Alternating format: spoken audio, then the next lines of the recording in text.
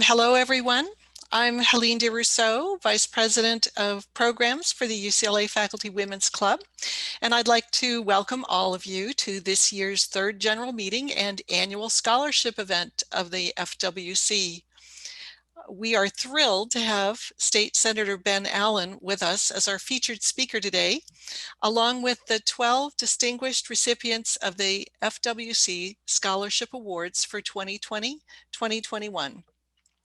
And also, we welcome Jennifer Poliakidas, Associate Vice Chancellor of Government Relations, who's joining us today.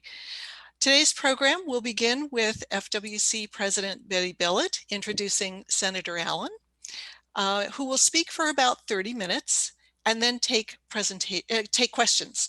Dr. Joy Frank, representing the Scholarship Committee, will pose the students' questions first. And then I will pose the audience questions from the chat function as enough time permits. For the audience, feel free to use the chat box to ask your questions at any time during the presentation. Then after, Dr. Frank will talk about this year's scholarship program and introduce the students in turn so each one can speak about their interests. And any questions you may have for the students can be posted in the chat function, and I will pose them to the students after their presentations. President Betty Billett will then give closing remarks. So now I'd like to turn the program over to Betty Billett.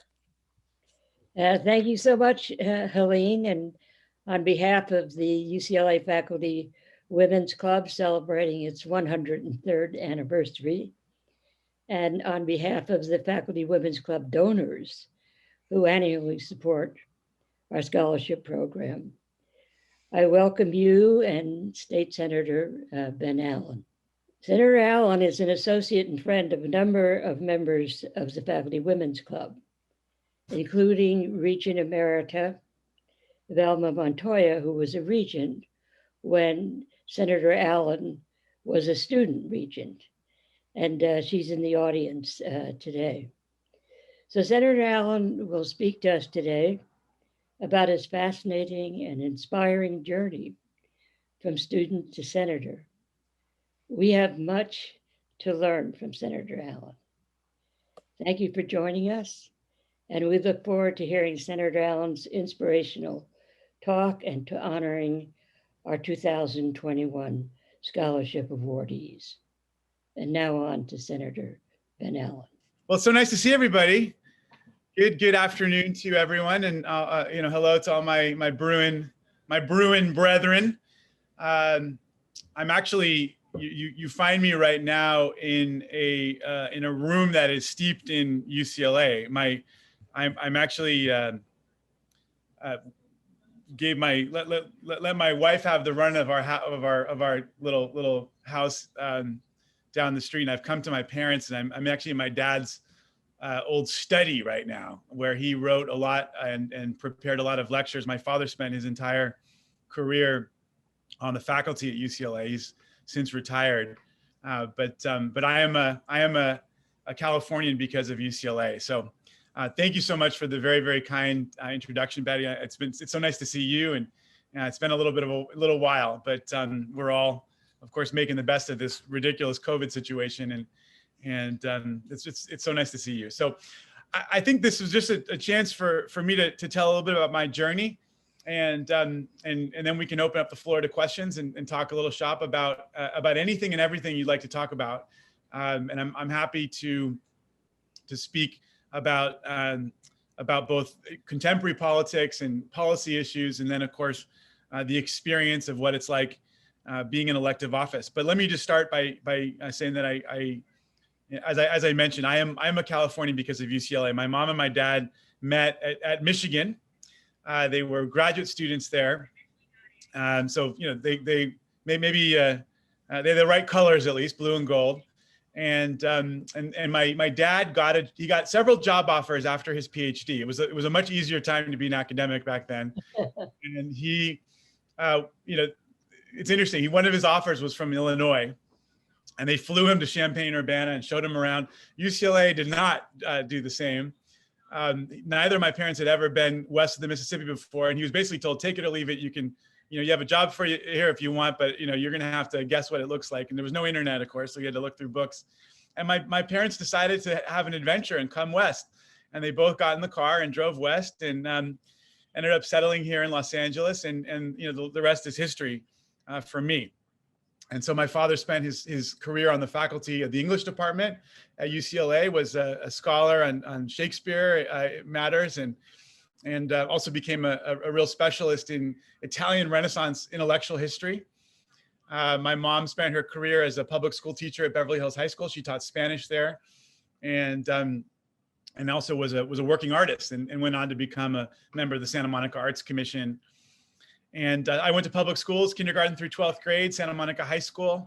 Ended up going to the East Coast for college. I did an undergraduate in history, and then I went to England for a year. I did a master's degree in England in Latin American studies, actually, which was a very interesting experience. A lot of people say, how funny to go off to England to study Latin America. Well, I will say it was very interesting to look at our hemisphere and all the interesting international relations challenges of our hemisphere from a European perspective.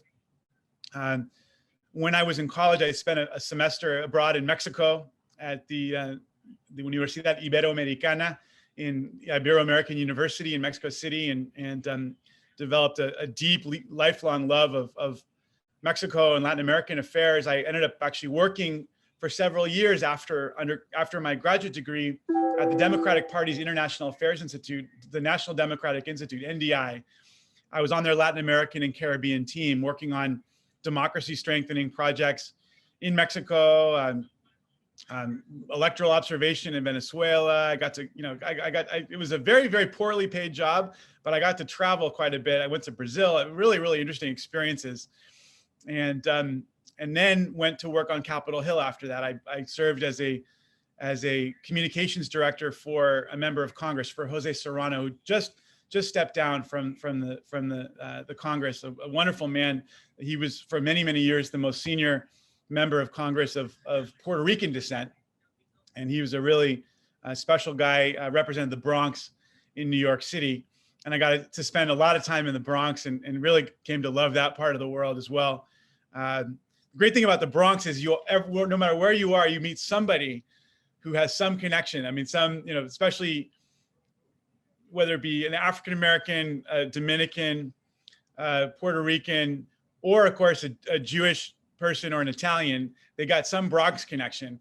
And I got to really know that borough well, and it's very complicated politics. After the 2004 election, I was a little, I decided to apply to law school, and I ended up coming west to Berkeley. I went to UC Berkeley for law school. And one of the special things that I got to do there was that I got to serve as the one student member of the UC Board of Regents. There's a student member of the board, and it's a fascinating, difficult, but very important position. They've expanded the position a little bit subsequently, but gave me the chance to get to know the entire UC system very well. Obviously, I knew UCLA and some of the other campuses pretty well, but I really got to spend a lot of time at all the campuses. Got to learn both the beauty of the university system that we've created, and of course the challenges that we have in our system. Worked very hard on a couple of policy areas, one of them involving public interest loan forgiveness for our professional students in our professional schools, and then also a green buildings policy that upped the green building standards for the UC system. We now actually have the most LEED certified buildings, which is a certification process for green buildings of any university system in the country. And it's largely as a result of the policy that I'd helped to get across the finish line on the board. Anyway, loved the experience, a fascinating experience. I in some respects, I think it was such an exciting way to spend law school that I really didn't want to let the buzz die. And so I ended up running for the school board in my hometown here in Santa Monica, Malibu, after I finished law school. And I was elected, and I served for 2 terms on the school board while also working as a lawyer in town, and working for, both as a private sector attorney with a law firm, and then for some time at a nonprofit as their general counsel. And school board was a difficult experience. I will say I was elected, I think, so the market crashed in October of 2008. I'm sure folks remember that. And then I was elected in November. So my entire time on the school board was spent trying to figure out how to keep our programs afloat during a very difficult time financially, and worked on a lot of different issues. We got a big bond passed. We got another revenue measure passed for our school district, and strengthened. I helped to negotiate our deal with the city of Santa Monica, that a joint use agreement that continues to give substantial resources from the city to the schools to help the schools function. And so all great experiences. I was also teaching at UCLA. I got the opportunity to, my old torts professor from Berkeley ended up becoming the dean at UCLA Law School, Rachel Moran, a really accomplished and fascinating scholar. She'd actually hoped to co-write a casebook on education law and policy. And so she and I taught a course together at the law school on education law and policy. It was a seminar, and we used her casebook for jurisprudential examples, and then we would bring in real life examples from the governance of a school district. And at the time I was the president of the school board. And so it was a really fun class to teach. And I ended up staying on and teaching the class for 3 years. And the only reason why I stopped is because I threw my hat in the ring and ended up getting elected to the Senate. Folks may recall that when Henry Waxman had served our district very ably for 40 years in the US Congress, and he decided very, very late in the game to not run for re-election. This was in 2014, and he made this decision in January or February of that election year, and the primary was in June. And so Ted Lieu, the famous Ted Lieu, who was at the time running for re-election to the Senate, immediately decided to run for Congress instead, which opened up the Senate seat. And I had very little time to decide whether to run. And I think in a funny way, if I had more time, I probably wouldn't have done it.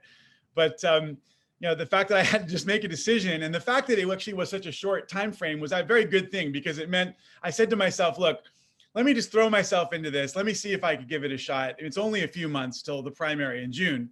Worst comes to worst, if I lose, I can teach a class about the experience. And if I win, if I get past the primary, that's a good sign. Something will have gone right. And I jumped in. We had a very talented pool of candidates, seven candidates, all very credible people, and really worked incredibly hard. It was a very difficult year. Betty remembers it. You went to a couple of my campaign events, I recall, and it was quite an experience. And I'm happy to talk about the trials and tribulations and upsides and downsides of running for office in modern, these days. But ultimately ended up victorious, and I've been serving in the Senate ever since. So I was elected in November of 2014, and sworn in December of 2014. I was just reelected in 2018. So the Senate, we serve for 4-year terms in the state Senate. The Assembly serves 2-year terms. We are now term limited, each of us. So any individual can serve for a total of 12 years in the legislature, and you can mix and match. You can serve time in the Senate, time in the Assembly, but it's 12 years total in the legislature. So I am allowed. I've been reelected once. I can run for reelection one more time in 2022 next year, and then I have to come up with another plan for my life. And so there are 40 of us. I was just talking to my parents about, we were talking about Lynn Cheney, right? She survived her leadership challenge. The wild thing is that Lynn Cheney represents 479,000 people from the great state of Wyoming. And of course, she's the only representative from Wyoming. There are 2 senators, powerful senators from Wyoming, who represent about 500,000 people. My Senate district alone, I'm one of 40 state senators here in California. I represent almost 1 million people in my district alone, right? So the scale of our state, the county assessor of Jeff Prang, who's the assessor for the county of Los Angeles. Jeff has literally more constituents as the assessor of Los Angeles County than 40 US governors. So we are on a scale beyond anything else. And so we have 40 senators in the state. It's because we have about 40 million people. And our state is a powerful, important state. We now have the 5th largest economy in the world on our own. If you were to just look at our own gross domestic product, we surpassed Britain a year or two ago, largely because of Brexit, and now literally, I mean, I think it's U.S., China, Japan, and Germany, and then California. So so when we make decisions, they really has global reverberations. And I think on things I currently serve, I've now had the chance to serve as chairman of our Elections and Constitutional Amendments Committee, our Education Committee. Now I serve, I'm in my 2nd session now as chairman of our Environmental Quality Committee, which oversees, among other things, climate change policy, waste management issues, toxins, CEQA, the California Environmental Quality Act, pollution, contamination issues. So on things like air pollution, for example, which our committee oversees, if you look at the decisions that we made as a state back in the 70s, when the automobile industry was producing a lot of cars that were very dirty, and the average kid was growing up in Los Angeles with about half of the lung capacity of kids growing up in rural parts of the country because of how dirty our air was. And I know, I see some folks on the call who might remember the 70s. And how hard it was, to actually even see the Hollywood sign many days not because of fog, but because of smog, right? It was this terrible pollution layer that was impacting our region so terribly, and yet California made the decision: enough is enough. We've got to do better. We've got to ask the folks in the automobile industry to tighten up the pollution rules, and they pushed aggressive pollution restrictions such that, of course, the automobile industry kicked and screamed, but they forced it. They forced the issue, and now we have many more cars on the road. I think everybody knows, maybe not during COVID, but certainly before COVID, anyone who ever tried to get in their automobile in Los Angeles at 4:30 in the afternoon knows exactly what I'm talking about. Many more cars on the road, but significantly cleaner air than we had in the 70s. And it's because, of course, the state of California made a decision to push. And as a result, by the way, our decision changed the global manufacturing and research and development on automobiles in general. So not only do we have many more cars on the road in California, but cleaner air, we actually have many more cars on the road globally, and much cleaner air as a result of our action. And we've been taking this leadership role in so many ways. I mean, and of course, air pollution is the best example. Our leadership is so important in this area that the U.S. government, under the Clean Air Act, has given California a special waiver so that states can either follow the federal standards, or they can follow, if they want to be more strict, they can follow the California standards, which of course are quite a bit stronger than the federal standards. And that was part of the scheme that was allowed. And in fact, until the previous president, there was a very close relationship with previous administrations. The Obama administration was very encouraging of California to continue to push the envelope, because they knew that we could pass environmental policies, especially, that went further than they could pass at the federal level. And that because of the size of our economy, everyone needs to be able to do business in California, so that when we put in place standards that are more strict, it actually forces industry to say, I can either create two different standards, or I can just bite the bullet and now go with the cleaner standard so I can sell the same product across the country. And so that's an important role that we've played. We're playing an important leadership role on climate change and emissions reduction. I'm certainly hopeful that California will be able to play an important role in waste reduction and trying to push plastics producers to produce more sustainable packaging and products that will create more coherence to our current waste management system, which, I don't want to get too deep in the weeds unless someone wants to ask me about it, but, consumers, everybody on this phone call is now paying more and more, both in terms of lost revenue at the city level, but also in terms of your own increased costs when you look at your garbage pickup bill, because of the fact that we have so much more plastic waste, and there's no one in the world that wants our junk anymore. And the bottom has fallen out on the recycling market. And so we've got to reinvigorate not only the recycling market, but we've also got to ask the producers, who ultimately have the most tools at their disposal to control what gets out onto the market to take steps to get to where possible reduce waste and move us toward more sustainable products and packaging, more compostable, more recyclable, less waste. And so that's a legislative initiative that I'm very, very involved with. So one other area, let me speak to, and then we can open up the floor to questions. I continue to be, one of the things that really strikes me is how much our political system is beholden to money. And there's a reason for this.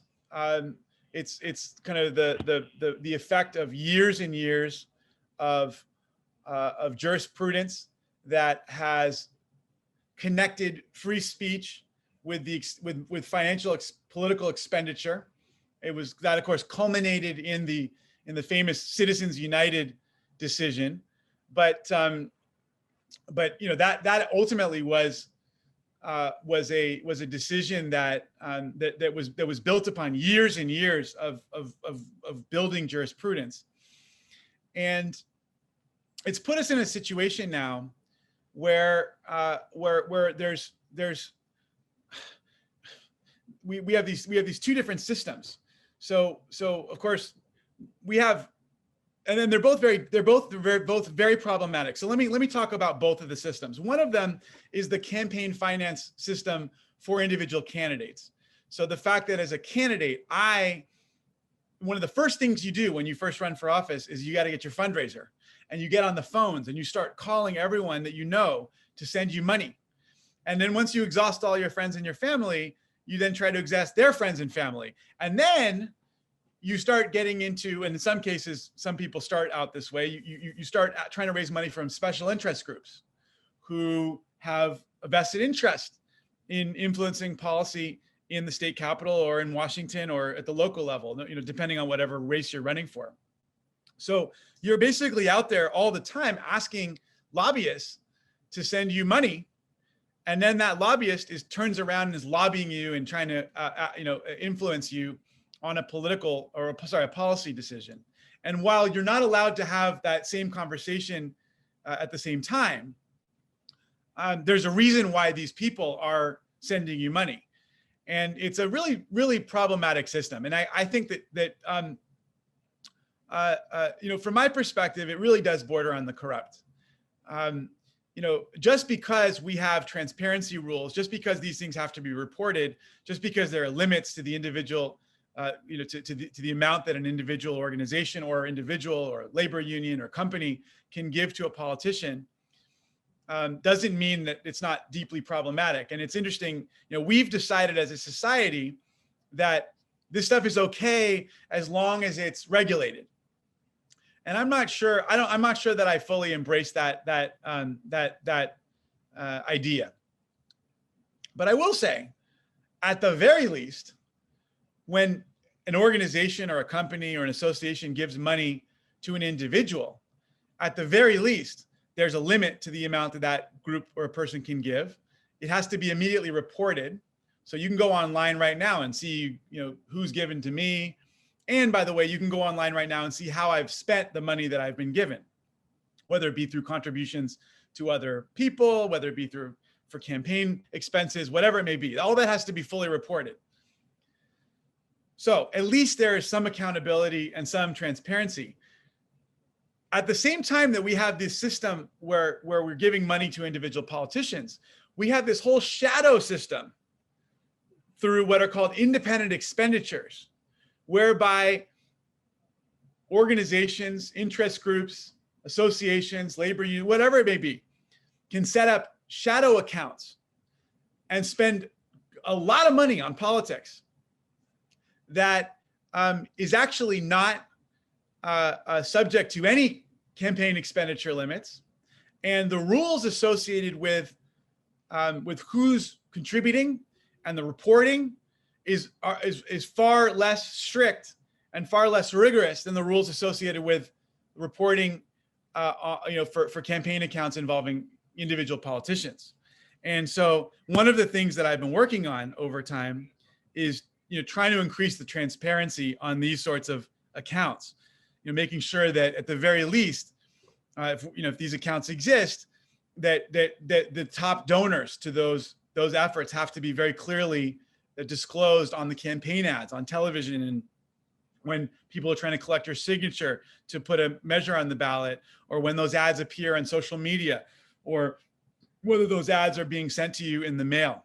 So that's something that really continues to trouble me a lot. And until Citizens United is repealed, which I certainly hope it will be one day, I'm certainly very interested in trying to up our efforts with regards to transparency. There is a whole world of, one of the things when people ask me, and then I'll go to questions. One of the funny things about being in the legislature, there is just this whole world of special interest groups, some of whom are obvious. I mean, some of whom, everyone would expect that, the teachers, is an important and influential lobby in Sacramento.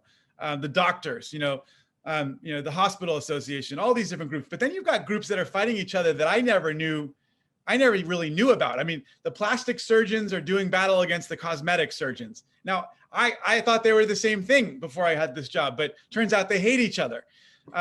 Within the medical world, you've got the nurses fighting against the doctors, and they're fighting against the hospitals, and they're fighting against the insurance industry, and they're fighting against the pharmaceutical folks. But then they all lock arms together to fight against the trial lawyers, right? So there's all these different groups. And then you've got these big scope of practice battles. And that, in fact, the battle between the cosmetic surgeons and the plastic surgeons is a scope of practice battle. So the podiatrists, right, the foot doctors, they want to be able to work higher up the leg, right? And so these kinds of things that we have to cast, judgment on. And I mean, you think, why is it that the legislature has to weigh in on these kinds of questions? And shouldn't there be a special commission to make these decisions? Well, then of course, who sits on the commission becomes incredibly difficult and fraught, and there's all this influence and power that gets to play. So it just reminds me of that Winston Churchill quote about how democracy is the worst of all systems, but it's better than anything else we've come up with. So in the end of the day, the legislature, for better or for worse, ends up having to make these decisions, even if it's an absolutely imperfect system. And the hope is ultimately that we create a system that is transparent enough to ensure that there's independent decision making. And I just, from my perspective, it really speaks to how important it is that we have an engaged and informed electorate that has access to good independent journalism, that can make good decisions, and that can really evaluate and hold their elected officials accountable. I'm fortunate to live in a community that really expects that of its elected officials. But I'll tell you, some of my colleagues come from areas that have had their local press decimated, and where there's a lot less kind of civil sector that is paying a lot of close attention to the decisions and choices and votes that they're casting. And so it's something that I think we all need to work on. Certainly the lessons of the last few years, I think, speaks to how important it is for us to have a strong press and an engaged and informed citizenry that can really hold people in power to account. And so with that, I'd love to open up the floor to questions. Feel free to ask me anything you like. I mean, it can be about my own personal journey. It can be about life in the legislature. It can be also about policy issues, politics issues, whatever it may be. We have some questions for you from the students, Senator. Oh, there we go. Okay, let's do that. I'm Joy Frank, and one of the scholarship committee members. So we have one, and it's a personal question to start off with. How did you find postgraduate study in the UK? I will be studying there for my master's degree in the later half of 2021. Fantastic. Well, first of all, congratulations. And even though the pandemic has altered a lot of things, I was wondering if you had any pointers on how to make the most of your experience as an international school student. Well, first of all, thank you for the question. I'm excited for you. I will say I miss those days. I wish I could just go off and do something like that again. Once you're done with these experiences and you're in a job and a career and whatever, I don't know what kind of path you're going to take. you will never regret. I can say with absolute certainty, you will never regret doing what you're about to do. Going off to another country, throwing yourself into a course of study, meeting, young, exciting, interesting people from all over the world, and also getting to understand the very different perspective that is that our friends across the pond have. I mean, it is. I wish more Americans were to spend more time outside of the country, anywhere, not because any country's better or us than worse than us, but they're just different ways of doing things elsewhere, and spending time somewhere else helps you. It helps to expand your mind in ways that you don't even know until you go. And obviously you can get some of that through travel, but there's nothing like settling down and immersing yourself in a different place for a long period of time and benefiting from the different educational style you'll find that exists there, the tutorial system. So I'm excited for you. And I would just say, throw yourself into every experience. And obviously COVID has messed everything up for everybody. And I'm certainly hopeful that things will have gotten better by the time you are there. But throw yourself into everything that interests you. And I don't know whether you're going to be in London or in one of, in Oxford or Cambridge, whatever, or Exeter or wherever you may be going. Throw yourself into opportunities. I joined the cricket team for my college at Cambridge. I joined the volleyball. I joined all these sports teams, even if I wasn't that good, because it was fun to get to meet. I got to became such good friends with a bunch of Greek guys and learned about their culture and life. And I did an internship in Parliament with a member of Parliament from my father's actually British, and I interned for the member of Parliament from my father's hometown. And that was a really, really cool experience and just gave me a whole different perspective on their governance system. I had been a Boy Scout myself, an Eagle Scout here in the States, and I volunteered for a local Scout troop in England, which was super cool. I got to, and got to learn about the way that they do scouting and got to help out the boys there. And that was really neat. It was neat for them to get to hang out with an American and neat for me to get to see what it was like to get a little window into what it's like to grow up in the UK. I also became really good friends with a group of Caribbean young women who were in my Latin American studies course. They were from St. Lucia, and they'd all come together to the UK, and we every week we would have lunch together after a particular class that we took together, and it just opened my mind to what life in the Caribbean is like and the history of the Caribbean and everything from hanging out with them and going to parties with them and listening to the music they listen to just getting a window into such a different way of life. And so for me, for my advice to you, I suppose, is just throw yourself into the opportunities, take advantage of the professors, take advantage of all the learning opportunities, make friendships, and enjoy the experience and really throw yourself into everything that is there. Oh, the other thing, I was in a play too. I mean, that was super cool. I got to be in Pirates of Penzance, which is a Gilbert and Sullivan play. So it was a great experience. And I wish I could do that kind of thing again. I'll tell you that. I definitely wish I could do that kind of thing again. So congratulations. Well, that's a wonderful input for the student. Thank you. The next question is more with what we're troubling with today. And this is, can you talk about California's plan for vaccinating rollout for non-essential workers? Yes. It's been a very difficult process. And I got to tell you, I really have seen the governor has struggled through this. Now, I think one of the things that we have to recognize, one of the things at the heart of this is that the vaccine supply is volatile. They are producing at a certain clip, and they want to get out as many vaccines as they possibly can. But that means that you can't. We don't want them to limit the amount that they're sending out, because it would be crazy for a lot to be sitting there in a warehouse. If the vaccines are ready, we want them to get out to the states and out to the counties and out to the local communities.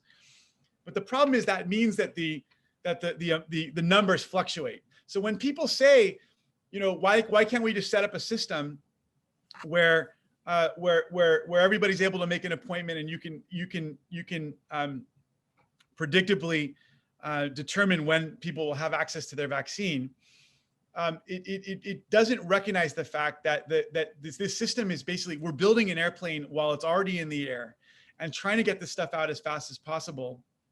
And what the governor, I think it's so interesting. It's interesting to watch all the struggles he's had. You know, government is slow and bureaucratic and clunky. And of course, in the healthcare space, especially, but in general, the United States has both benefited and also been disadvantaged by the fact that our system is so decentralized and so and also so privatized in many respects. In the UK and in Israel, they've got a pretty strong national health system, and they're able to just roll this stuff out, and they've got the logistics, and there's more of a command and control approach, and they've been able to more aggressively and effectively vaccinate more people. Here in the States, everyone's got their own insurance system. We've got lots of private hospitals. You know, and it's not really clear as to who would be the kind of core conduit for something like a vaccine rollout. And then obviously there were so many challenges with the federal government. Don't get me started on Donald Trump, but one of the things that I think the governor is also he struggles with is the challenge associated with speed and accuracy. And you saw this. And when I say accuracy, I'm gonna have to break that down for a little bit. You know, you look at the EDD, the uninsurance system, right? Unemployment insurance system, UI. So with the UI system, initially, they had to ramp up very quickly and get all this money out the door, and they weren't acting fast enough. They didn't have a system that was really able to act fast enough. And so they loosened some of the controls on getting the money out the door so we could just help people who had lost their jobs and who were facing destitution. Well, when you loosen the controls, there's more opportunity for fraud. Then all of a sudden we had this terrible fraud. I mean, literally billions of dollars were stolen from our unemployment insurance system. So then they tightened up, and now people are once again in very tight circumstances and incredibly angry because they're not getting the money. And of course, we should have a better system in place, and the system should work better. And you know, all that is true. Anybody who's worked in the government bureaucracy knows that that's easier said than done. And so, and I think what you've also seen with vaccine rollout is that the governor, yeah, he wants to get vaccines out. He also wants to make sure that he avoids the very perilous political optics associated with rolling out vaccines, and then, you know, 2 months later, finding out that the only people who got vaccines were the people who were most connected or wealthiest or whitest. And so there's an equity lens here that I think he was very concerned about, that he wanted to make sure was being respected. And so there's a lot of complicating factors. And there's so many different groups that think that their group should be taking the absolute priority on vaccines. So I've got a lot of people calling me right now saying all the vaccines should go to teachers so we can immediately reopen the schools with no questions, because of the incredible impact that the crisis has had on children, and especially children of color and children from lower income communities who are really being impacted negatively by the shutdown of our schools. Then you've got folks from the disabilities community who say that their folks are most vulnerable. You got folks, seniors, who say that their folks are most vulnerable. What about frontline workers, the grocery store employees? What about in-home care workers? What about delivery workers who are keeping our economy moving while also putting themselves at risk? What about people in the warehouses? So all of a sudden, there's all these different groups with very meritorious claims for priority. And that has created a lot of challenges as well. So I go through that long-winded description just to get people thinking about how and why this is more complicated than it may initially seem. And just to say that that I have very much shared, I think, what I'm sure is the general frustration of this room and also my constituents, which is that I wish that the governor's folks had had come up with a plan and really, done it in very close coordination with the key stakeholders, and then just hammered away at it. But I also recognize how, I mean, I meet all the time with some of their people, and I look in their eyes, and these people are working hard and they're trying. And they're working up against a lot of systemic inadequacies that go back for years, and that are also central to the American system. Some of which are central to the American system, and some of which are endemic to the California system. And so, the good news is that we are making progress. Certainly, the many more people now have been vaccinated than had been a few weeks ago, more than I think the pessimists thought. We've got many more vaccines now coming down the pipeline. The infection rate has really dropped significantly, and that's thanks to not only government's work, but also everybody out in the general public who are finally, we're taking this seriously and doing what they need to do. I'm certainly hopeful that with the new Biden administration, some of the chaos at the federal level is going to start to die down. And you now have somebody as president of the United States who is talking openly about the importance of masking. You now have people, who are saying to the anti-vaccine conspiracy theorists, enough is enough, please stand down. We need to protect our society. And so I'm just hopeful that with some of these shifts, and as we get more of these vaccines out, and as the supply chain starts to open up, and as we learn from some of the mistakes of the past, we're going to get out of this. My biggest fear actually right now is that some of these mutations may prove to be more resilient than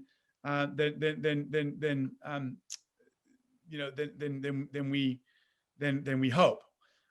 So that's my biggest kind of niggling fear in the back of my mind.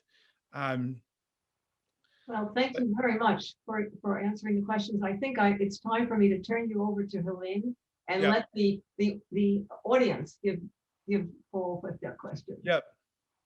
Sorry for the long-winded answers. There's a lot to This was wonderful. Thank you very much. Well, we have a lot of questions for you, Senator Allen, and we'll try to take as many as we can. There's a question probably near and dear to the hearts of many on the program today, which is what do you foresee for UC in terms of California financial budget, UC system, increase or decrease? Yeah, so an increase. I mean, I think the use, but let me just say that I talked earlier quite a bit about special interest groups, right? There are a lot of people who spend every waking hour, and they get paid a lot of money to think about how to advocate for their group and to make sure they're getting their mouth at the trough. And the UC is a public system. It can't contribute to the political process, in terms of campaign contributions. It really does rely on the goodwill and support and love of its alumni and its faculty and its students who are just such an important part of they really ultimately have such an important role to play in raising the political juice of the university. And so there are a number of us. I'm part of a little group of a UC caucus, right? People who deeply care about the UC and who are always talking about how important it is for the UC to be at the table, be considered and supported come budget time. I've also fought some attempts to basically try to put the legislature in charge of the UC. I think that would be a real mistake. I think there's some, I think there's certainly some areas where the UC could use some more accountability, but some of the proposals that have come out, out there, I think really would be a mistake. Not because I think that the regents are the best all the time, but because I really do wonder whether the legislature would do any better. And so, but there, I think in the governor and the legislative leadership right now, and I'm very excited about Nancy Skinner as the new budget chair on the Senate side. She represents UC Berkeley. John Laird, who represents UC Santa Cruz, is the sub chair of the committee that oversees the education budget. Both of them are are real champions for the UC, and I work very closely with them. And so, I think that the UC's message is getting up to the top, but everybody on this call, those of you who care about the UC, you got to make sure, bring it up and make sure, I mean, you're doing the right thing by bringing it up right now, right? Every time you meet with a legislator or legislative staff, every time you go, you're interacting with the political process or the government, make sure to bring up the importance of the UC and get involved with the UC advocacy efforts that are out there through UC Day, because we need constant advocacy. We need constant advocacy. Every other group under the sun is yapping in legislators' ears all the time. We need the UC there too. Great, thank you. The next question is, with 1 million constituents and 2 major and a few other minor parties that aren't often in agreement, how do you stay true to your values and also represent the interests of everyone in your district in a way that allows them to feel validated and heard? Additionally, how do you balance your responsibility to financial contributors who are probably trying to be influencers with the greater good? Yeah. Well, let me tell you, the first question, ultimately, you have to prioritize your sense of the greater good. I mean, that has to be your guiding star. What I've found, now I understand that people might say, I guess what I found is the more people that you get support from, the more you are in a weird way. I know this sounds, it can sound a little counterintuitive, but I'm more nervous about people who are financially dependent on just a few groups or people, because those are the people who will never be able to say no to those people that are backing them. But if you've got a really broad base of support, both political and financial, it makes it much easier for you to say, I'm really sorry, but I'm just not with you on this. I don't think you guys are, I don't think whatever you're advocating for in this instance is the right thing to do. And yeah, you have to be willing ultimately to disappoint people, to say no to people. But I find that most people will respect that, as long as you're coming, including people who might passionately disagree with you on that one issue, as long as you're coming from a place of honesty and integrity. And you know what, if they don't respect you, then to heck with them, because ultimately, it's like, I don't want your money if you're giving me your money because you want to be able to tell me what to do. And in the end of the day, I have that response. I was the one with my name on the ballot. I was the one who put myself in front of the constituents and who took a solemn oath to my constituents, not the contributor. And so, and if they can't understand that, then, I just don't want them on my team, and that's that's the position that you have to take in the end of the day. You just have to. I mean, I think otherwise you're just going to be lost. I mean, because in the end of the day, by the way, you're getting money from people who actually disagree with each other. So even if you were trying to somehow abide by every donor's interest, you would turn into a mush of nothingness. So look, people voted for you, for you. I mean, for the elected official to exercise their judgment, and that has to be at the center of this. So that's that comment. The other thing is, when it comes to how do you really represent everybody? That's hard, because you're right. There's 1 million people in my district, and there's a lot of different opinions and a lot of different kinds of people. And I think in the end of the day, you have to just talk to as many people as you can, but ultimately you have to make your own best judgment call, and then you have to explain yourself to people, and you just have to trust that while you will literally never be able to agree with anybody 100% of the time, that they at the very least will see in you somebody who has integrity, who's making independent decisions that at least he or she feels is in the best interest of the public. They say if you want to agree with your politician 100% of the time, you got to run for office. The funny thing is, I don't even agree with that, because there are things that I've done that I'm now wondering, did I make the right decision?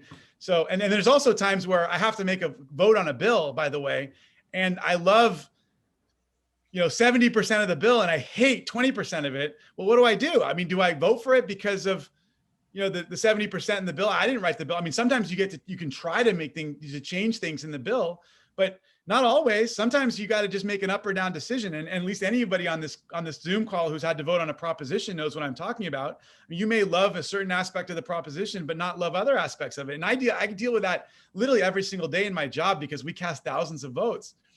So ultimately, it's about just trying your best and ultimately just reminding yourself of how important independence and integrity are in your own decision making.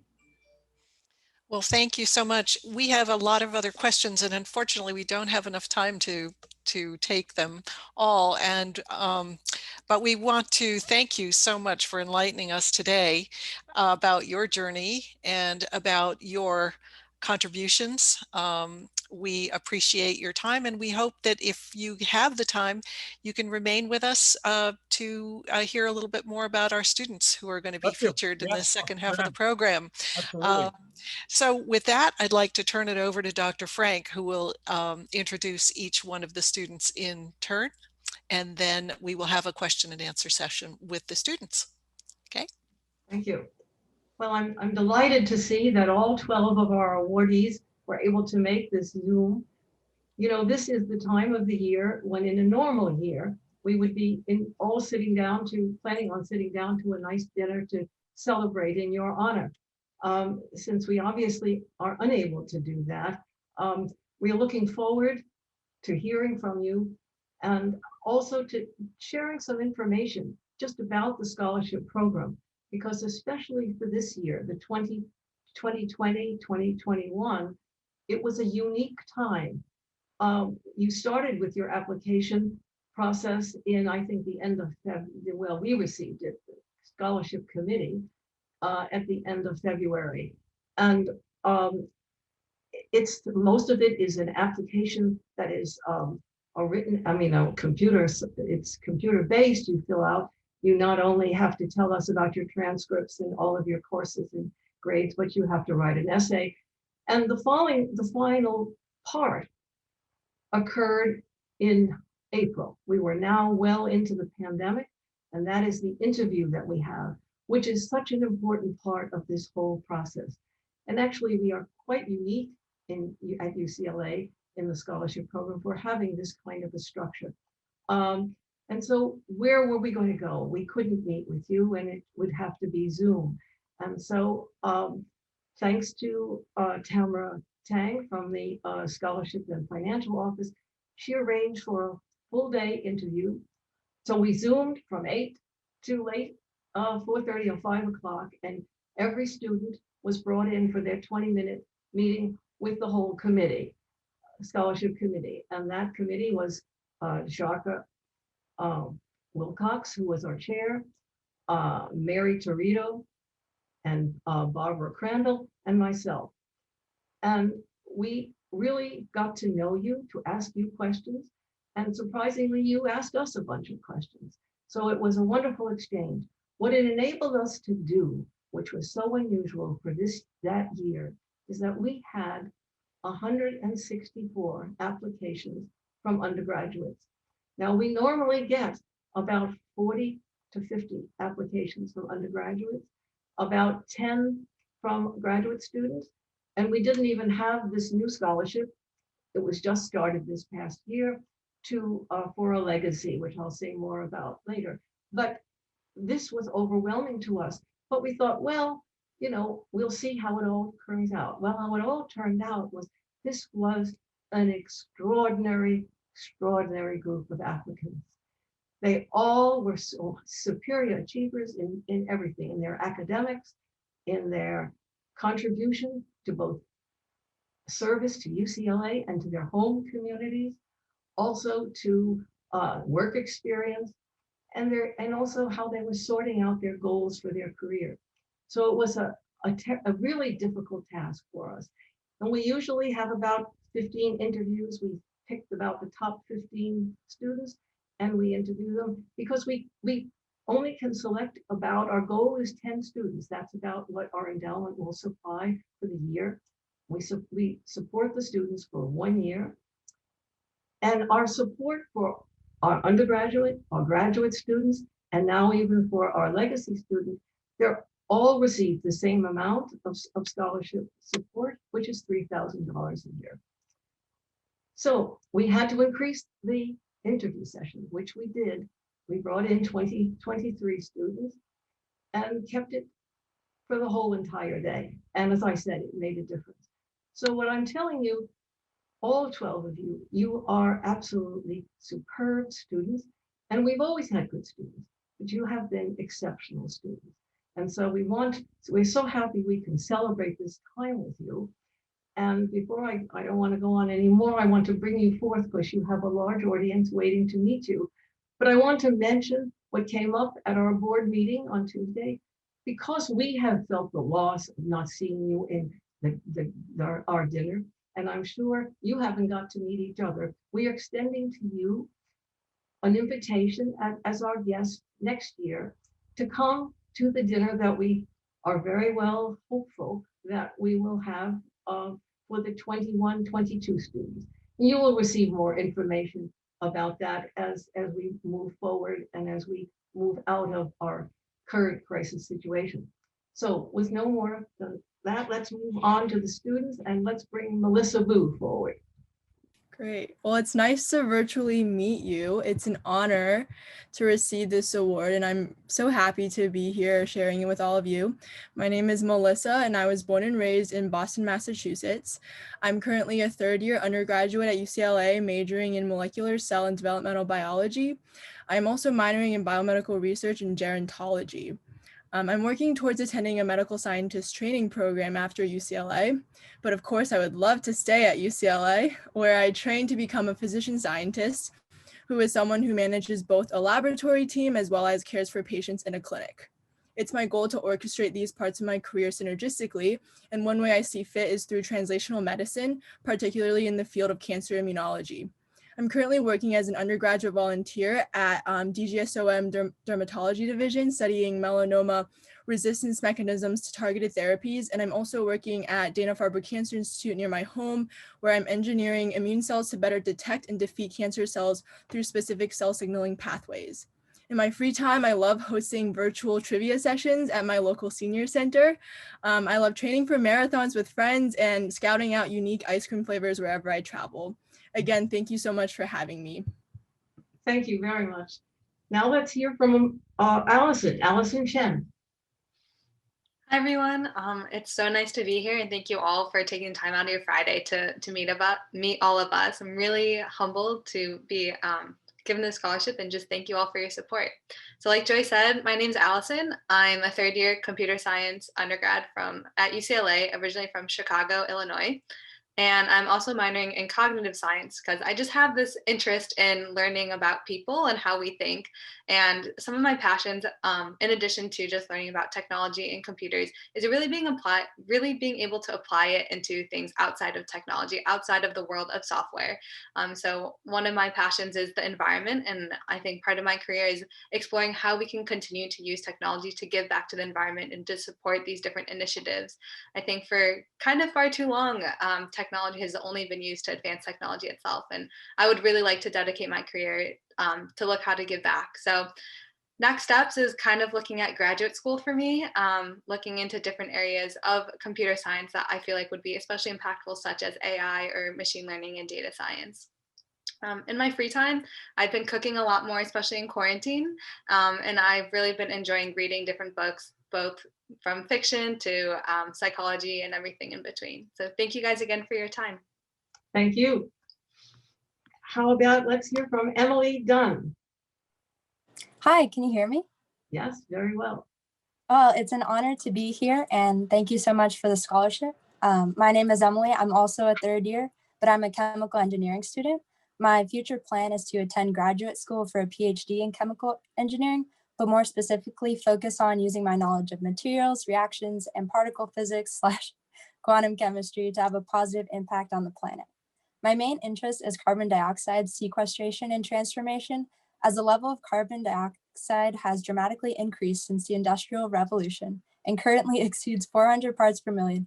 I want to work on devices that help mitigate this problem. This issue is of critical importance because CO2 is a heat-trapping greenhouse gas and is considered the primary cause of global climate change, which includes the loss of sea ice, more intense heat waves, and accelerated sea level rise. I was exposed to this field during the Summer Undergraduate Research Fellowship, or SURF program, at Caltech, and enjoyed the work so much that I would like to continue doing research in this area. This experience, in combination with my other research experiences at the Beckman Laser Institute and in the 2020 Daniel Kelvinson Summer Undergraduate Research Fellowship in the Department of Chemistry and Biochemistry at UCLA under Professor Newhouser, whose lab I am currently continuing with in my third year, have helped me develop the skills necessary to reach my goal, including problem solving, experimentation, how to read and produce scientific papers, and present my research findings to my peers, mentors, and professors. Beyond graduate school, I plan to attain a postdoc and then become a professor. I have always enjoyed sharing knowledge. Therefore, I want to become a professor as it combines my passions of research and education. Thank you so much. Thank you very much. Let's have Fleming. Let's have Hannah Fleming. Hi everyone. I'm so grateful to be virtually here today and for this opportunity. I am a biochemistry and microbiology, immunology, and molecular genetics double major. I recently declared my second major due to a piqued interest from our current situation in microbiology and immunology. While at UCLA, I've been involved in some organizations like the student members of the American Chemical Society, which is a professional development and service club, which I serve as the social chair for. I've also been involved in the Bruin experiment as a mentor for middle school, underserved middle schools in Los Angeles, helping those students do science fair projects, which is very fun and rewarding. I've also had the opportunity to be a legal assistant while at UCLA in an intellectual property law office. And I loved that so much that I hope to pursue law school after I graduate, and hopefully I will document and protect some of the innovation and discoveries of the students that spoke before me and will speak after me. Well, thank you very much, Hannah. Let's move on to Courtney Lau. Hi, I'm Courtney. Thank you all for being here, and I'm really honored to receive your support. I'm currently a junior majoring in computational systems biology with a concentration in biological data sciences. I've previously worked on a project in de novo protein design, and I'm currently in a lab using a math model to predict the spread of pathological protein.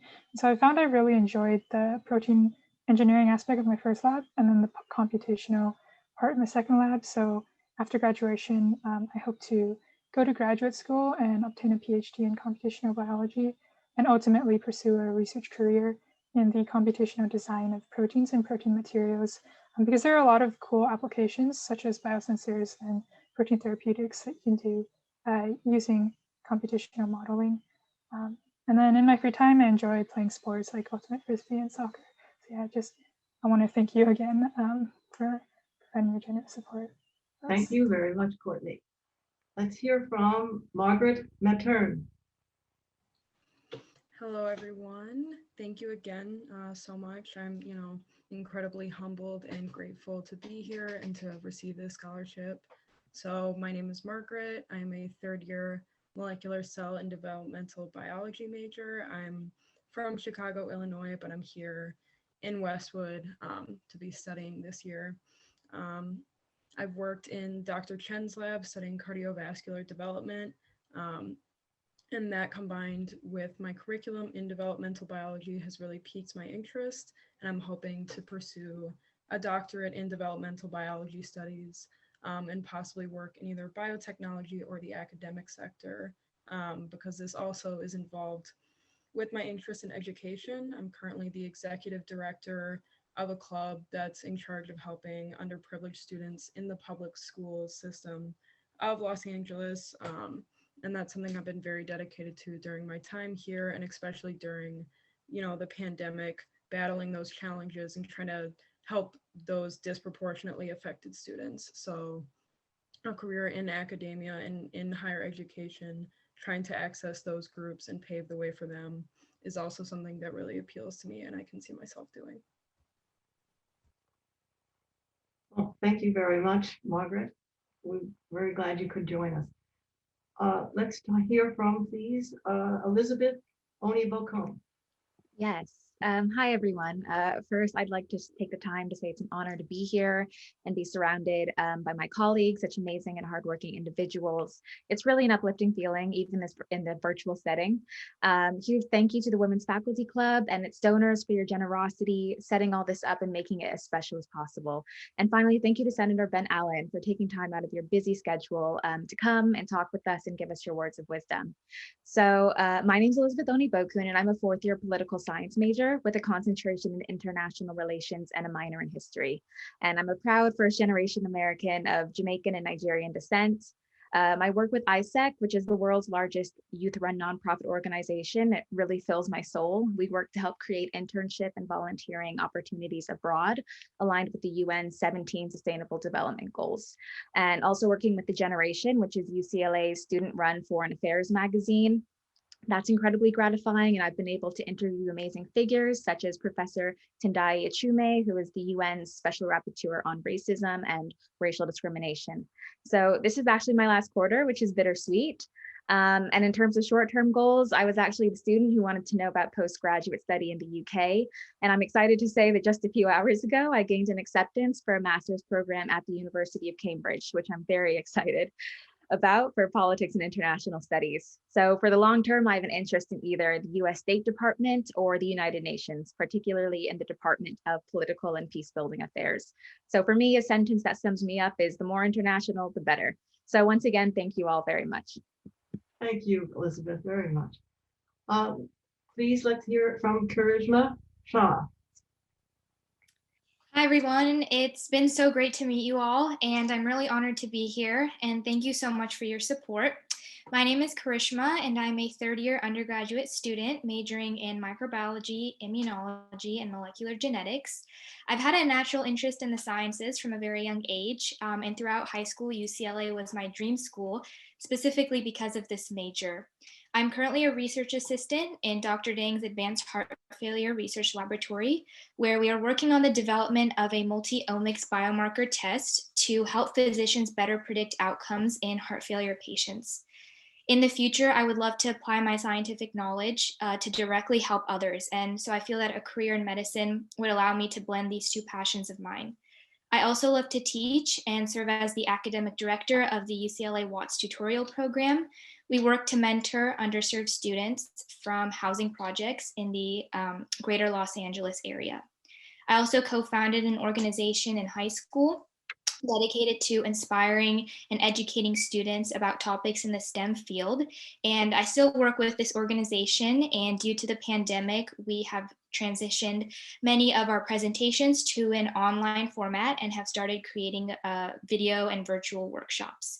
And so I feel that medicine is not just about providing treatment, but also about prevention by educating those in the surrounding communities. So it's a profession that would definitely allow me to integrate my love for teaching. After graduation, I aspire to attend medical school to pursue a career as a physician. In my free time, I enjoy running and cooking. And thank you again to the Faculty Women's Club for your support and generosity. And thank you, Senator, for taking time to be here and speaking. Thank you very much. Let's hear from Sinea Sidhu. Hello. Hi, everyone. Thank you so much for allowing me to be here. It's a huge honor to be here today with everyone.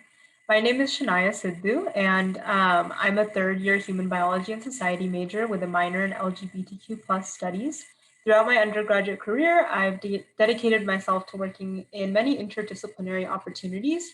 I've worked with unhoused populations as a social caseworker and now as a legal intern with Inner City Law Center. I've also worked a lot on LGBTQ+ issues as a suicide prevention counselor, as an HIV linkage counselor, and now most recently as an advocacy ambassador with the LGBTQ+ Resource Center at UCLA. I've also worked a lot in education as a tutor for underserved youth and have been involved in biomedical as well as humanities research. Ultimately, I'm interested in serving unhoused populations and ensuring safe, equitable, and affordable housing, as well as LGBTQ+ populations long-term. Thank you all for allowing me to be here, and I appreciate your time. Thank you very much. Let's hear now from Sophia Urami. Hello, everyone. Thank you for giving me this opportunity to speak, and a big thank you to the UCLA Faculty Women's Club for such a generous donation. My name is Sophia Urami, and I'm a third year at UCLA studying molecular cell and developmental biology, with the hopes of one day continuing my path into medicine, focusing on gynecology and global women's health. I'm currently heavily involved in the immigrant community in Los Angeles. I currently volunteer with the International Rescue Committee, working as a financial coach and helping immigrant and asylum seekers kind of navigate through the financial institutions in America, as well as through healthcare and health insurance. I'm also involved in the Armenian immigrant community as well. I established the Armenian Pre-Health Society, which is actually the first of its kind in our community, kind of giving guidance and resources to Armenian students that are first generation in Los Angeles. I'm also active in a research lab on campus, which is the immunology lab of Dr. Otto Yang. We work on building CAR models and bispecific antibodies for various viruses like COVID-19, HIV, as well as CMV. During my free time, I love gardening, I love long distance running, I love reading. And yeah, I just want to say thank you once again to all of you for such an incredible opportunity. Thank you very much. Well, now we come to Matthew Thomas, and Matthew is a new scholarship winner from a new endowment that was started by, set up last year by Sony and Adrian Harris. And it has the same requirements as all the rest of our regular scholarships. But the one difference is this student must have a parent or grandparent that was employed full-time or retired and worked at UCLA either as a faculty or a staff member. And so this is new for us, and we are excited to have Thomas. And let's hear from Thomas.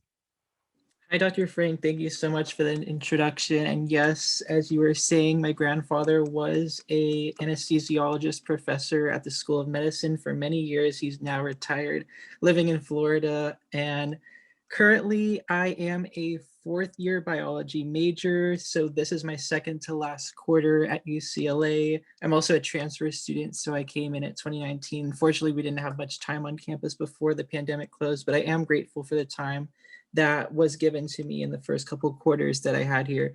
Some of my passions, I'm pretty heavily involved in research. I've actually had the opportunity to publish multiple studies, some of which I'm the first author of, working in the Department of Head and Neck Surgery at David Geffen School of Medicine. Our projects involve understanding how cochlear implant users perceive different listening environments, and that can translate into building different designs of cochlear implants, which try to optimize their ability to perceive noise in spatialized hearing and sound environments while minimizing the lost information. So it's sort of like a balancing effect. I've also worked with other faculty in the family medicine department, where we published a study that looked at how lactation foods and the specific ingredients in them can contribute to some heavy metal toxicity that could potentially transfer into their breast milk, which is something that nobody had ever done before. So we wanted to get the word out, especially to new mothers that did not know that certain ingredients like brown rice, which is grown usually with water that's irrigated in unfortunately polluted environments, can pose as a health hazard to them. So we wanted to obviously enlighten them and give them the opportunity to choose the types of food that might best suit their diets, which can then obviously impact their breastfed infant. In terms of my other passions, I also have volunteered at the hospital heavily. Unfortunately, due to COVID, I'm no longer working there right now, but I do have plans to return. I was working as a patient transporter, so I was heavily involved in the clinical care, especially pre and post operations in the NICU unit, which is also related to my family medicine research. I've also tutored when I was at my community college in the sciences specifically, and I also volunteer at an animal shelter where we have the goal of getting all our animals adopted. It's a no-kill shelter, so we have a 5-year deadline where we want to make sure that all the animals in the shelter find their homes. And especially during the pandemic, a lot of people have been adopting because most people are staying home nowadays. They have the time and they want companionship to be there with them. So it's a great time and opportunity to always adopt a pet if you're able to. In my free time, I love to watch and consume sports. I've also coached sports back at our local YMCA, especially for young students for free, because a lot of students unfortunately don't have the resources to afford private tutors. So we wanted to make sure that they have the opportunity to learn from those who have played for years beforehand. And I also online mentor for elderly individuals and those with Alzheimer's, especially during the pandemic, because they're very isolated right now. As you know, the nursing homes have been hit so hard with this pandemic. That's where a lot of these deaths have occurred. And unfortunately, these people are dying alone, without their relatives, without anyone holding their hands. And being able to at least have that interaction with them online gives them something to look forward to. And I've had that great privilege. It's a new extracurricular that I took on during this pandemic because I felt like that could be a great opportunity to make an impact in somebody's life. In the future, I do plan on applying to medical school, and I hope to become a physician, possibly a surgeon, and working with the underserved in my community. And I also would love to continue my research career and balance that as well on the side with my physicianship. And that is my story. Thank you as well to the FWC for this great scholarship opportunity. Thank you. Thank you very much, Matthew. And now we have our graduate student, and that is Marta Bornstein. Welcome. Thank you. Good afternoon, everyone. Thank you so much to the Scholarship Committee for this great honor and to Senator Allen for your wonderful presentation. I'm a PhD candidate in Community Health Sciences at the UCLA Fielding School of Public Health. I will defend my dissertation in May of this year. My dissertation focuses on unintended pregnancy and infertility as interrelated phenomena in Malawi.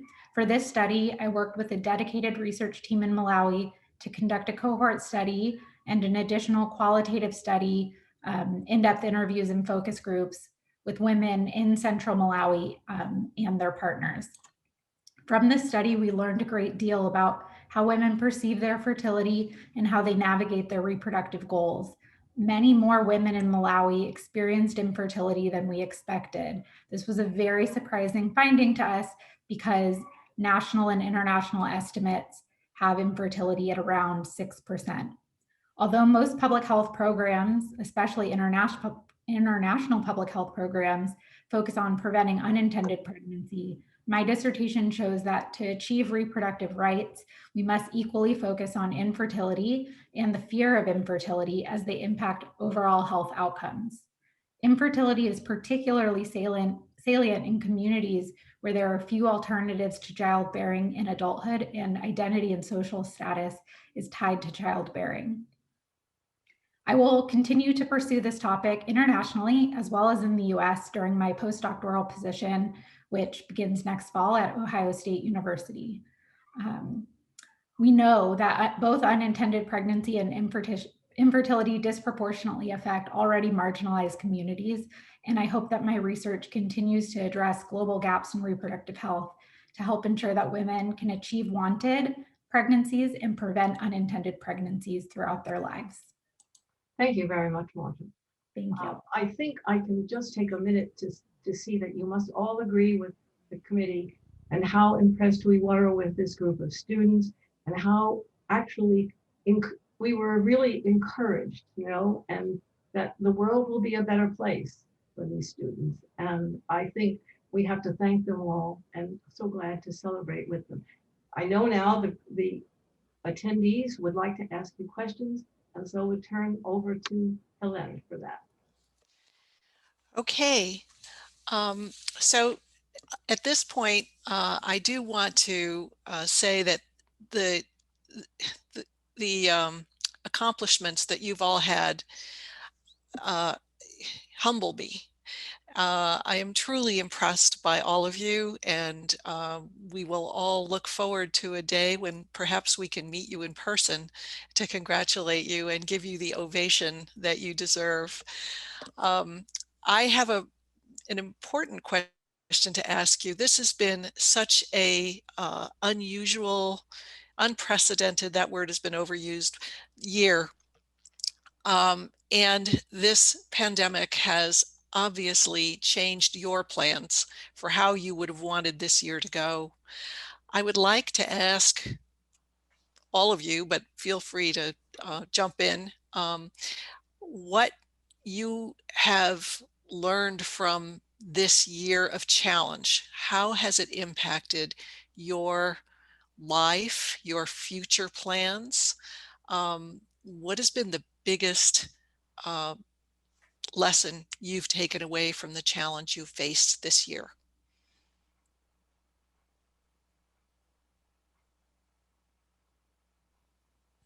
I can sort of kick things off. Great. Yeah, so it's definitely been a challenging year for all of us. I think that's something that nobody would counter. And for me, as I said before, this is my last year. So I was really looking forward to having that college graduation, wearing the gown and the cap and having family and friends there and really celebrating it. And obviously that's not going to happen in the way I expected. I was really down about it for a long time. And I went to this really great seminar. It was actually through ISEC, the organization I'd mentioned, and it was like a summer national conference. And the speaker was talking about things, the here and the now, right? So it was really easy for me as like a freshman and sophomore to look ahead of myself and think and envision that college graduation that I really wanted, without taking the time to realize that that's not the experience that I was going to get. So because of the way things are, because of the way life is, I'm not going to have that. But I shouldn't look at it as a negative. I should look at it as something that was always going to happen. It's okay. It's not the end of the world. Moving forward, I'm going to have new experiences and different experiences in the future. Looking at this pandemic, I've had experiences such as being able to get closer to professors that I wouldn't have had that opportunity before. I've even gotten to know my classmates in a really different, more intimate way. And so just looking at the here and the now, this is what's happening. It's not something to mourn about. You can be sad about it for a little bit, but then look at the other opportunities that you also have and you're also getting, and just accept that and move forward and take that as a sign of growth or a sign of development, a sign of the times, because, you know, previous generations have gone through their own stuff and they ended up pretty all right. So at the end of the day, we're going to be okay. And we're going to learn from this experience and be all the better for it. So that's what I've sort of learned throughout this whole process. Great. Thank you, Elizabeth. I'm sure you all, I could see faces nodding in agreement with some of the things she was saying. I'd like to hear from others of you who had similar experiences. Will you share? Yeah, I definitely agree with everything Elizabeth has said. I think for a lot of us college students, we're always looking ahead, always thinking, okay, what's the next internship? You know, what are we doing this summer? And I think, you know, the pandemic really put a wrench in all of our plans. And it's definitely taught me to be present in the moment and to not always look at the future as something that is set in stone. It's fluid and it's open to change. And like she was also saying, I've also had new opportunities that probably wouldn't have opened up if it weren't for this current situation. So I think that it's great to take things as they come and always, you know, as cliche as it sounds, look at the glass half full, because there's always something that you can do to be helping your community, whether it's virtual or in person or with safety precautions. There's always something that you can do to help out. Great.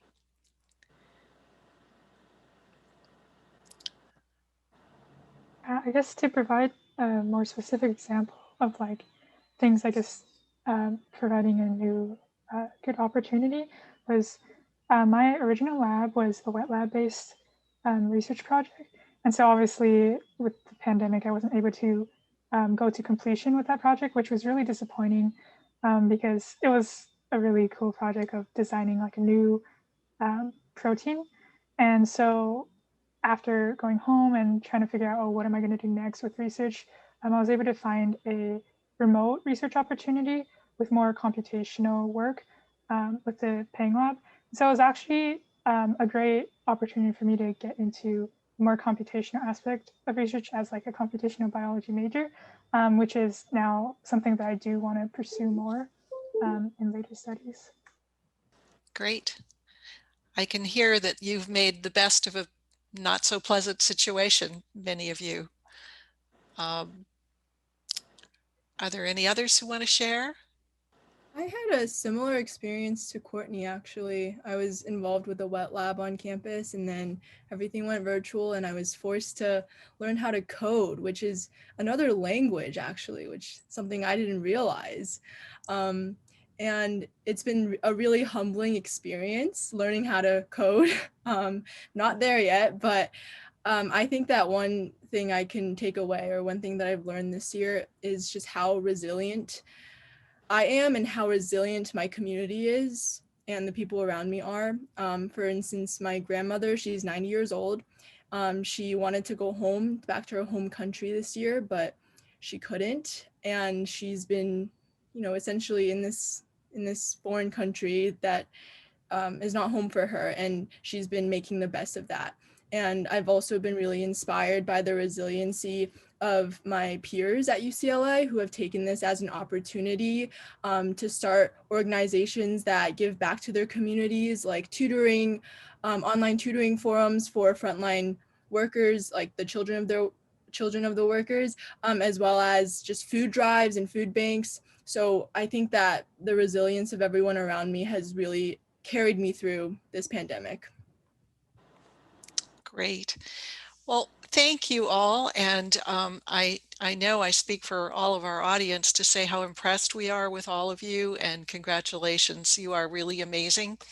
Thank you to the Alumni Association, especially to Justin Seiler for hosting our event today. And we've also said thank you to the Financial Aid Office and Tamara Tang for all of the support in helping the Scholarship Committee select these amazing individuals. I want to now turn the meeting over to Betty Billett, who will make closing remarks. Thank you very much, Helene, and a very, very warm thanks to the scholarship awardees and to Dr. Joy Frank, who organized this part of the presentation, and to Yarka Wilcox, who played such a major role in selecting these awardees. And of course, we have already thanked Jason, to whom we owe a great debt to coming back from being a new father, especially to do this program. And of course, the thanks to our gifted students. Our next program will be March 16th, Tuesday at 1:30. And the speaker will be Dr. Barbara Natterson Horowitz, who is a UCLA cardiologist and physician to the animal world.